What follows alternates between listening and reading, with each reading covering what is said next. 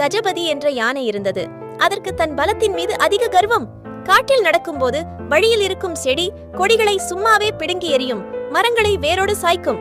மற்ற விலங்குகள் பயந்து ஓடுவதை பார்த்து ரசிக்கும். அதே காட்டில் சுட்டி என்ற அணில் மிகவும் அமைதியாகவும் புத்திசாலித்தனமாகவும் வாழ்ந்து வந்தது. ஒரு நாள் சுட்டி அணில் ஒரு மரத்தில் பழம் சாப்பிட்டுக் கொண்டிருந்த போது கஜபதி அந்த மரத்தை பலமாக உலுக்கியது. ஏய் குட்டி அணிலே, எதற்கு இப்படி அங்கும் இங்கும் ஓடிக்கொண்டிருக்கிறாய்? என்னை பார், ஒரு மரத்தையே என்னால் சாய்க்க முடியும், உன்னால் என்ன செய்ய முடியும் என்று கிண்டல் செய்தது.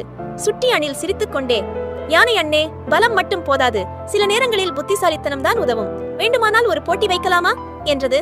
கஜபதி ஏளனமாக, சரி, என்ன போட்டி சொல் என்றது. அருகில் இருந்த ஒரு மிகப்பெரிய பாறையை காட்டி, இந்த பாதையை மறித்துக் கொண்டிருக்கும் இந்த பெரிய பாறையை உங்களால் நகர்த்த முடியுமா என்று கேட்டது அணில். இது என்ன பிரமாதம் என்று கஜபதி பாறையை நோக்கிச் சென்றது. தன் முழு பலத்தையும் திரட்டி தலையால் முட்டியும் தும்பிக்கையால் தள்ளியும் பார்த்தது.